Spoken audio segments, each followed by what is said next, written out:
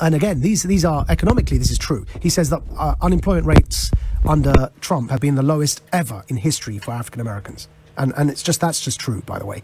Let's go to Hassan on the line from Slough. Speak to us, Hassan.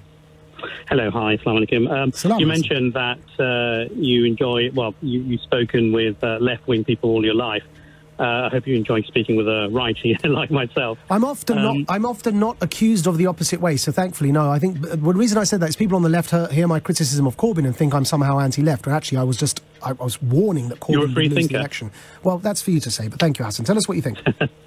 Yep, so I have described myself previously as being anti-Trump conservative.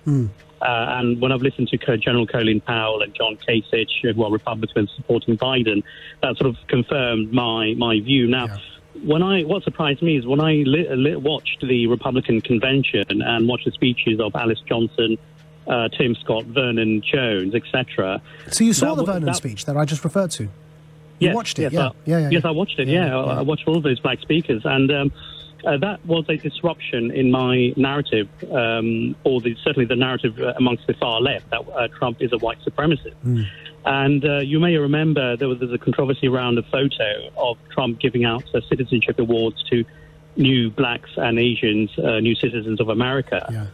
And again, that is a disruption in the thinking that he's a white supremacist. So it really surprised me because I wasn't aware of Trump's achievements with the black community, although I did say the last time I spoke to you that I need to confirm whether the incarceration rates have come down under him or whether black employment rates have gone up. And it seems like from those black speakers, they are actually true. So it is very, very surprising to me, in a positive sense. And also you had Abby Johnson, who used to work for Planned Parenthood and then became pro-life. And then Trump actually emphasizing his ardent pro-life stance, which I completely agree with. Again, that was a positive. So it's very confusing in how I'm going to view Trump now. And imagine you're confused, Hassan, right? Imagine those voters who in Kenosha, right, in Wisconsin, on the one hand, don't hear a loud enough condemnation from Biden on what's going on there. But meanwhile, what you've just said there, the result, I believe, is you're going to end up with what happened with Hillary Clinton. Democratic voters not going out to vote, but Republican voters who back Trump are motivated to go out and vote for him. Yeah, exactly. And previously, when I said I made a prediction, and I used the term, unfortunately, Trump could win because he'll be seen as the savior, whereas Democrats will be fused in with the violence. I will delete the word unfortunately now, given what I've seen at the convention and what I've heard. But you mentioned, just very quickly, you mentioned Vernon Jones and so you mentioned the speech you watched, right? Now, just for listeners, because it's so counterintuitive that it happened, that a African-American Democratic congressman speaks at the Republican convention endorsing Trump. I am shocked that we haven't seen that on our TV screens as a piece of news to indicate or to on the hook of that maybe Biden won't win, because it would be a classic symbol of what's going wrong. But on the racial justice issues, because you referred to them, let me just read out for listeners where your mind was changed, Hassan, because Vernon Jones has written a column about it. And in the column, he gives those reasons. He says, since taking office, President Trump continues to prioritize earning the support and trust of all black Americans. This is a black Democratic congressman, right? Vernon Jones. He championed policies that positively affected our community.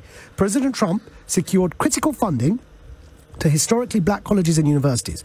As a proud graduate of North Carolina Central University, I know how important of a springboard HBCUs are to young black men and women working hard to achieve their own American dreams. Trump also delivered historic common sense criminal justice reform. The president signed the bipartisan First Step Act. He goes on to say that the problem with the criminal justice system was the 1994 crime bill, which he said Biden was responsible for. Then he quotes Kamala Harris in the primaries blaming Biden for being responsible for the 1994 crime bill and saying that as a result, she said that 1994 crime bill, this is Kamala Harris to Biden in the primaries, it did contribute to mass incarceration in our country. It encouraged and was the first time that we had a federal three strikes law. It funded the building of more prisons in the states.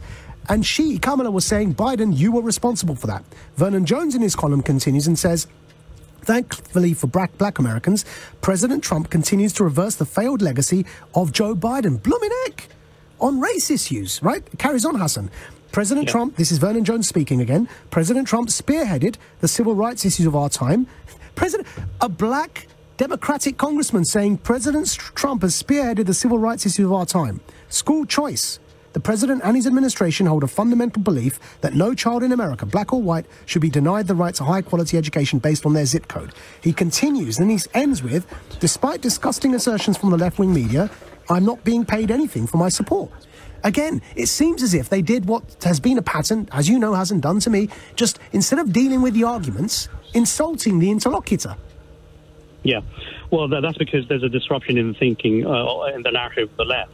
Yeah. And when we got to the 1994 crime bill, it was absolutely right, and Kamala was absolutely right to charge Biden on this, because Bill Clinton himself said this was a big mistake. He admitted to that mistake. Yeah. And also, I just want to say that the plantation mentality, again, to me, that's not surprising. I've heard that before. Candace Owen is a black conservative, and Dinesh D'Souza.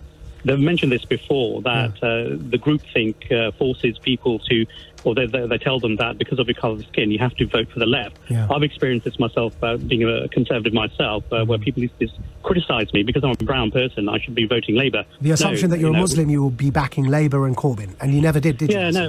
Yeah, exactly. It's really, really silly. So it's free thinking. So I was not surprised with his terminology about plantation mentality. And I suppose final point is that Republicans should stop accusing Democrats of being supporting violence and Antifa, and the Democrats have to stop accusing Trump of being a white supremacist. And Hassan, bringing that debate to this side of the argument in Britain, you would be aware that historically the anti-extremism debate led by Muslim voices, we suffered the same problem here, didn't we? That the minute you try and criticise Islamist extremism, the allegation came from the hard left, that means you're anti-Muslim.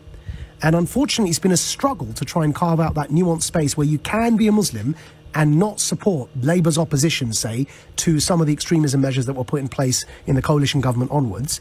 And that nuance was lost. And that's why I'm saying it's the Corbynisation of the left, and it's travelled over from Europe to America. Yeah, and you mentioned Linda Sarsour last week. And again, Linda Sarsour's Ilhan Omar's, I completely disagree with them, especially on their stance on abortion, which is, work that one out, being strong Muslims. But for some reason, and I'll end with this, and maybe you can share your insights, I cannot understand why Muslim activists in America, in Britain, have sided with the left or the other way around. I'll give you a very quick insight, because I have to go in pains waiting, but I'll tell you, they used to vote Republican before the invasion of Iraq, and that's what switched it. But I'll return tomorrow, Hassan. We can continue this, no doubt, for the show tomorrow from middays. And that's when you can join me. Sorry to all the other listeners trying to get through on this topic. Make